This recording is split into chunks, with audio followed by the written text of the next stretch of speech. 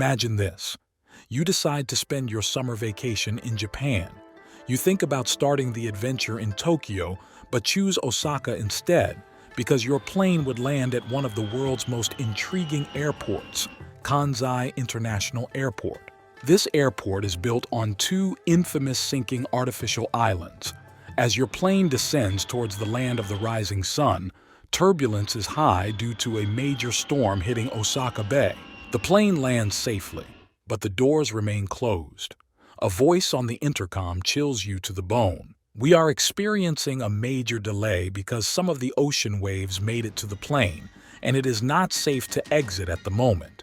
Free refreshments will be distributed as the authorities solve the problem. Sounds crazy, right? But this is exactly what happened on September 4, 2018, when Typhoon Jebi hit Kansai Airport. Kansai Airport is simply sinking along with the two artificial islands it is built on, and no one knows how to save it. Why is this $21 billion airport sinking? Why did engineers build an airport on sinking islands? And why can't anybody fix this $21 billion floating airport? Stay with us as we unravel the fascinating story of Kansai International Airport, a true engineering masterpiece facing a very uncertain future. The city of Osaka is second only to Tokyo in terms of everything. However, it is quite different from Tokyo in many ways because it is calm and relaxed, features more heritage sites, and has insane nightlife. Another unique feature of this city is its international airport, Kansai, which for rather peculiar reasons was built on an artificial island that is sinking into the ocean. It is kind of crazy because the engineers and designers knew this was likely to happen as they built it 35 years ago. Kansai Airport was launched in 1994, and it was and still is an engineering masterpiece and a very busy airport. It is also a tourist destination since it is sinking at an alarming pace. It initially cost about $15 billion to build, but another $6 billion was spent mostly on unique measures designed to keep the ocean waves at bay and the sinking rate as low as possible.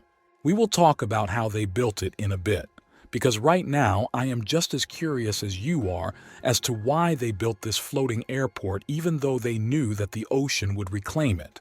The obvious first reason was to complete the Giga city of Tokyo, which is the master samurai of all Japanese cities. The project was first floated in the 1960s as the Osaka region was rapidly expanding but also losing trade to Tokyo. At first, the planners proposed a new airport near Kobe. However, these plans were not compatible with the city's horizontal expansion and projected land shortage. Yes, I said land shortage because even though Japan is a relatively large country, only 33% is habitable while the rest is mountainous and covered with forests, thus unsuitable for major international airports. The city's old airport was also a nuisance since it was located in a densely populated area and was not expandable because it was surrounded by buildings.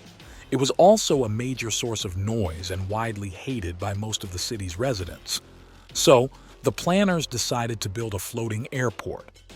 They succeeded because Kansai Airport did not just solve the fundamental transportation, noise pollution, and economic issues, but also added to the fame of the region.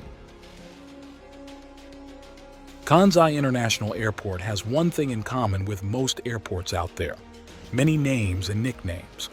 Other than that, it is a truly unique masterpiece and has won multiple prestigious awards, even though it is sinking into the ocean. It is strategically located in the middle of the picturesque Osaka Bay within three municipalities: Izumisano, Sinan, and Tajiri.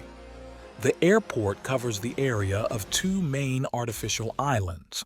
The first is 510 hectares, and the second is approximately 545 hectares, for a total of 1,055 hectares, or a little more than 10.5 square kilometers. This leads us to wonder, how did they build it? To build this masterpiece, engineers had to overcome some very serious and dangerous issues, such as the risks of earthquakes and typhoons, which are common in Japan. Storm surges in Osaka Bay can be up to 3 meters. The water depth was not an issue since it is only around 18 meters. However, the seabed was a huge headache because it sits on top of 20 meters of soft Holocene clay, which holds 70% water. This means everything heavy on it will just keep sinking. To solve this issue, much of the clay had to be dried first to create a solid foundation that could withstand the immense, nearly incalculable weight of the two massive artificial islands. Construction crews laid sand 5 feet deep on top of the clay seabed and installed 2.2 million vertical pipes, each nearly 16 inches in diameter. These pipes were hammered into the clay and filled with sand. They also built a colossal seawall made of rock and 48,000 tetrapods.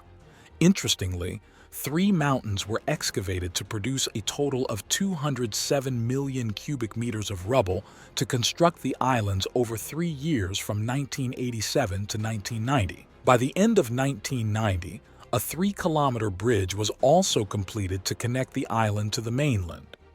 As soon as this airport was complete, it began to sink faster than predicted. Initially, engineers and designers predicted that it would sink no more than 5.7 meters before eventually settling at a safe level of about 4 meters above sea level. However, what followed was a nightmare because the immense weight of the 2 islands and airport buildings compressed the seabed. By 1999, the island had sunk as much as 8.2 meters and continued to sink at a rather scary pace. The issues persisted even more as some parts of the airport sank faster than others, creating an uneven surface and threatening the structural integrity of the buildings. Luckily, the terminal's columns were designed to be adjustable, and even hydraulics were used to make the necessary adjustments as the island sank. These columns are extended by inserting thick metal plates at their bases. Despite the sinking problem, the airport proved to be quite resilient. In January 1995, Japan was struck by the Great Hanshin earthquake. The epicenter was far too close to the airport, but luckily, it was not affected because engineers used sliding joints in the structures. Even the glass in the windows remained intact.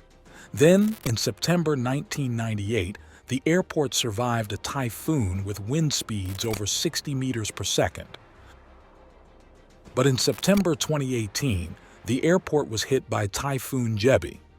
The airport had to pause operations after seawater surges inundated the island.